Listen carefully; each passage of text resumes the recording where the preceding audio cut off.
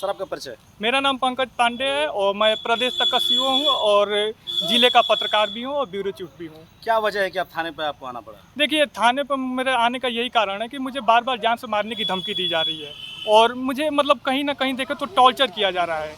और आज से लगभग 1 महीने पहले, अब समय तो मुझे नहीं याद है, उसमें क्या हुआ था कि उस व्यक्ति द्वारा मुझे धमकी दी जाती है और जैसे उसमें कहा जाता है कि पुलिस थाना को मैं कुछ नहीं जानता और कोर्ट में क्या जाना है तुमको, अब तू बस बलिया में बाहर मिल और मैं तुझे मतलब जान से मार दूंगा। जान से मारने की भी धमकी मिल रही है? बेकायदे वो खुलेआम बोल रहा है व्यक्ति की कोर्ट पुलिस को मैं नहीं जानता। सेकंड कॉल कब आती है आपके पास? सेकेंड कॉल हमारे पास परसों आती है, लगभग 16 तारीख को शाम के 5 बजे।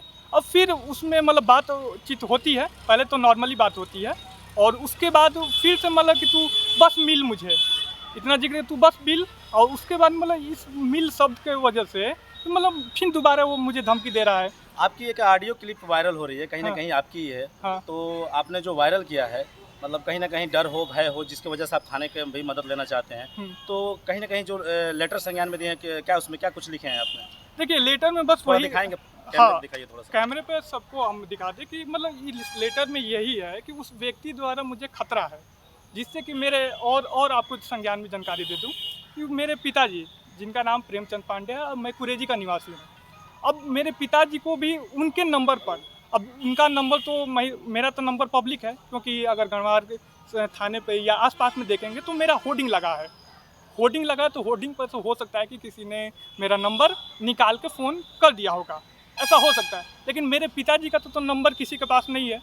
अब उस नंबर पे भी कॉल करके लगभग मतलब उनको भी गाली गलौज किए। अब मेरे पिताजी बुजुर्ग हैं, 60 वर्ष से अधिक उम्र है, तो उनके पास तो मल्टीमीडिया का सेट है नहीं, तो अब वो तो कॉल रिकॉर्डिंग कर नहीं। उस व्यक्ति के कुछ और भी प्रमाण रखे हैं आप? देखिए, प्रमाण के तौर पे जैसे कि मैंने अपना वीडियो जारी करके जो अपने ऑडियो क्लिप सुनाया? ऑडियो क्लिप और दर्शकों को बताया, उसमें फ़ोटो का। अब उस नंबर पर जब हम व्हाट्सएप पे खोल रहे हैं, उस नंबर से व्हाट्सएप के ज़रिए, तो मतलब उस पे उसका फ़ोटो आया, तो उस फ़ोटो को मैंने संलग्न करके इसी व्यक्ति के द्वारा, और कहीं न कहीं देखें तो उस व्यक्ति के द्वारा हमारी जो प्रदेश तक की टीम है, उसको भी मतलब धमकी बर्बाद करने की कि तुमको बर्बाद कर दूंगा प्रदेश तक के, मतलब पूरा हमारे आज की घटना है। अब मतलब रिपोर्टरों को, कुछ लोगों को मतलब अनाप शनाप बोला जा रहा है, मतलब हमें बड़ा दिक्कत हो रही है। मतलब इनकी धमकियों से आप अब तब हो गए थे, कहीं ना कहीं डर भी एक बना हुआ था, जो कि थाने का हेल्प लेना अब पड़ा? मान लीजिए कि हम लोग गरीबों का मुद्दा उठाते हैं, गरीबों की बात करते हैं, और गरीब का बात भाई,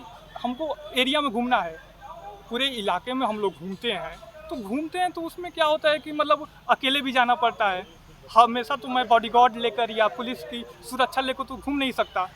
तो मतलब कहीं ना कहीं मुझे डर है कि इस व्यक्ति द्वारा मुझे जान से मारा जा सकता है। और मैं आपसे बस मीडिया भाई से सभी से अपील करना चाहूँगा कि इस खबर को ज़्यादा से ज़्यादा लोगों तक पहुँचाएँ, और पुलिस प्रशासन, खासकर मैं जितना मुझसे बन सकेगा मैं ऊपरी कार्रवाई कर, मतलब सरकार से यही अपील करूँगा कि। और यहाँ पर जो आप थाने पे, गढ़वाल थाने पे अपना तहरीर दे रहे हैं, मुकदमा जो कायम एप्लीकेशन जो दे रहे हैं, कि आश्वासन में क्या मिला शासन की देखिए, तरफ से? अभी फिलहाल थाना अध्यक्ष जी की तरफ से फ़ोन पे बात हुई है।